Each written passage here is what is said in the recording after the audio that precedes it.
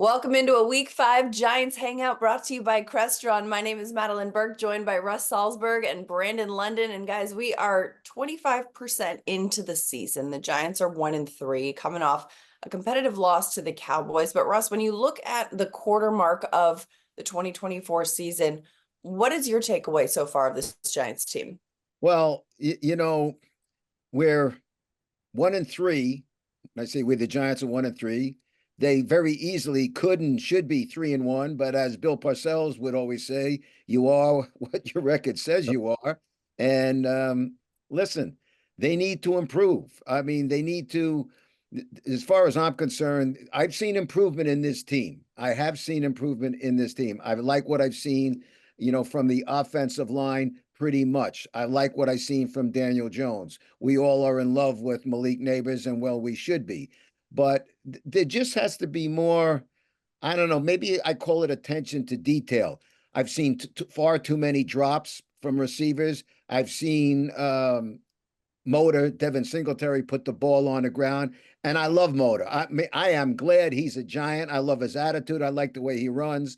But you got to clean all that stuff up. And I think if they can clean that stuff up, if that would have happened during these first four games, we would be 3-1 instead of 1-3. But as we say, your record you are what your record says you are.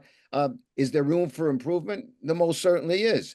But I think we've seen light at the end of the tunnel. I think this team can improve, and there's reason to believe that it can improve. Yeah, it's almost like it's been an extended preseason for the Giants. If you look on the flip side of it, the teams that are 3-1 or undefeated, they're catching those balls. They're holding on to the football, not turning it over. So, Russ, when you say the Giants could be 3-1 and they could be 2-2, and we could give them, let's say, a C grade, we still have to mark them as a D plus at that first quarter of the season, because you still look at having 15 sacks on the defensive side of the football. Dexter Lawrence, and you have a third level defender, Jason Pinnock, both have 3 sacks on the season. So when the run game gets going, a Motor Singletary was able to run for 95 yards against the Commanders, and then the following game in the win against Cleveland, run for over 100.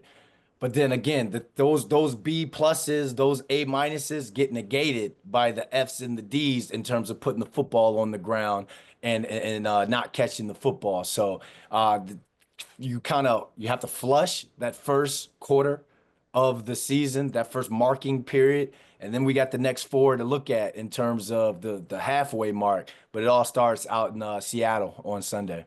Yeah, Absolutely. And it's excuse me. Coulda, woulda, shoulda doesn't get the job done. Yep. Okay. Yep. That sounds nice. It rhymes well. It sounds sexy. It doesn't get the job done. They got it. Not they could, would. They need to get the job done. Yep. Yeah. Well, and you mentioned big game in Seattle on Sunday, of course. Giants are kind of coming off a mini bye, a 10-day stretch between that Thursday night football game against the Cowboys and this Sunday afternoon game against the Seahawks. Seattle, of course, on a short week, they played Monday night in Detroit, and we saw on full effect what Seattle has to offer. I mean, Kenneth Walker, the third, 80 yards rushing, 3 touchdowns on the day. But of course, Geno Smith airing it out. Geno leads the league in passing yards right now. And this, 3-headed monster of DK Metcalf, Tyler Lockett, and Jackson Smith and Jigba is a real threat there. And it's going to be a significant challenge for these young defensive backs with a lot of questions. Of course, Adoree Jackson, Drew Phillips missed that Thursday night game against the Cowboys due to injury. If they are healthy enough to play, Brandon, as a receiver, what do you see from this 3-headed monster that Seattle has to offer that is going to be such a challenge for this Giants defense? I would be honest, if I'm DK Metcalf right now and some of the plays that I put on tape on primetime football, I'm looking at every Giants corner as I'm circling, putting a dollar sign, by his name, because this could be a get paid game for him. I'm wondering though, Russ, how defensive coordinator Shane Bowen approaches this game in terms of getting after Geno. If you can make him kind of move off of his spot, rattle him a little bit, that could take a ball off target a little bit when it comes to a Tyler Lockett and Jackson Smith and Jigba. So, but in terms of receiver wise and being in a receiver room, if you're one of those guys from the Seattle Seahawks, you're looking at, you could put up some plays. But I wonder, like, if Shane Bowen, because he's going to have to kind of he's going to have to kind of, I don't want to say like save coverage or save some of his players, but is he going to blitz like he did Deshaun Watson, or is he going to kind of play back like he did Dak Prescott? How is he going to treat a Geno Smith, who, even though he leads the league in passing, Russ, he still only has 4 touchdowns on the year, and that's tied with Daniel Jones. Yeah, I think I kind of agree with you. I was thinking about that last night. They got to get after Geno. I mean, listen, Geno threw, what was he, 38 for 56. He had 56 pass attempts. That sounds good, or maybe it looks good, but you don't want your quarterback passing, 56 times. And, part of that reason was, it was a shootout. What was the final score in Detroit? I think it was 42-29. Brandon, we always talk about complementary football. Offense has to help defense. Defense has to help the offense. One thing about that Seahawks team, they can be scored upon. And now we want to see, listen, the offensive line of the Giants has done a very good job in pass pro, but they need to, open up. Listen, we had a bad game. What was it? 26 yards against the Cowboys on the ground. So that doesn't get it done. That was very, very disappointing, especially, I think you mentioned it. There was one, or Madeline may have mentioned it. One game, Motor had 95 yards. The next game was 65 yards, whatever it was.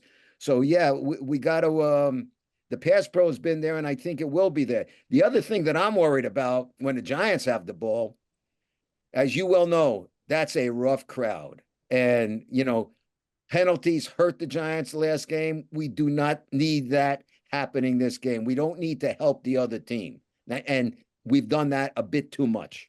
Right. Well, and Brian Dable has said, hey, we're going to be practicing with noise. We're going to be practicing the silent count. We know this is no secret that going into that environment is a hostile environment. As you mentioned, Russ, it's going to be loud. The 12s are out there. They're a supportive fan base, and the Giants are going to be doing what they can to prepare for it.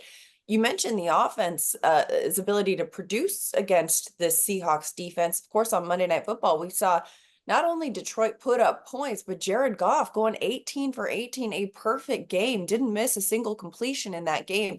There is some opportunity there for this Giants offense to execute, but they're going to have to put points on the boards. And we saw in weeks 2 and 3, they got in the end zone, right? They had 3 touchdowns in each of those 2 games.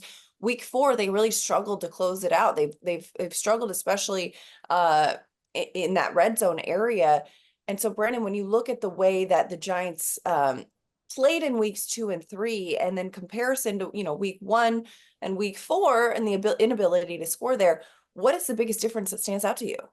I think they need to hit on the short passing game. They've shown that they're not going to throw the ball deep just yet, or you need to hit that. They haven't connected on the deep ball. So then if you're struggling in the run game, the short passing game becomes an extension of that. You have a Wan'Dale Robinson where you use on the jet sweeps, orbit motions. I think Brian Dable gets even more creative this week when it comes to that, maybe having some sort of backside screen attached to that to see if you can get a back or a second level defender with bad eyes. I think that's just going to have to be a part of it. You don't know what Malik Neighbors is going to be able to bring to this game, but Or if he will. or if he will, you may have to spread them out. Use the Jalen Hyatts to now create some sort of space when it comes to the running game and those motions. But at the same time, being able to get the ball out of Daniel Jones' hand very fast and getting it and putting the pressure, not so much the pressure on the Daniel Jones, but giving him the opportunity to put the ball in places that's advantageous for the receiver for catch and run. This is going to have to be a big catch and run game. And my thing for the noise up in Seattle, they should look at some CFL tape, Russ, because when I was in the CFL, we would be in like the Saskatchewan, 69, 70,000 out, and we'd be it would waggle motion, but everything would be on hand movement and just being able to sign things to each other. So that's going to be, again, you can't let that Seattle crowd kind of dictate a turn, a 2nd and 6 into a 2nd and 11 off of a penalty. So I think they should look at some of that in terms of their hand movements and signals, because that can help kind of neutralize some of that noise out there. Right, I and just a can't. quick point of clarification too, Malik Neighbors, for the Giants fans who don't know, he did leave week 4 with a concussion. He is in the protocol. We will be monitoring that injury as the game gets closer, and seeing if he is available. But you know, between him and Wan'Dale Robinson, Wan'Dale second on the Giants, 38 targets on the season. Giants are the only team to have multiple players with 35 or more targets on the season. So they are heavily reliant on the passing game and extremely heavily reliant on Malik Neighbors, who's got the second highest yardage, not just of rookies, but of receivers in the NFL so far this season. So it could be a significant one to monitor. Russ, sorry, go ahead. Yeah, no, a couple of things. By the way, Brandon, I couldn't agree with you more because maybe you don't know this.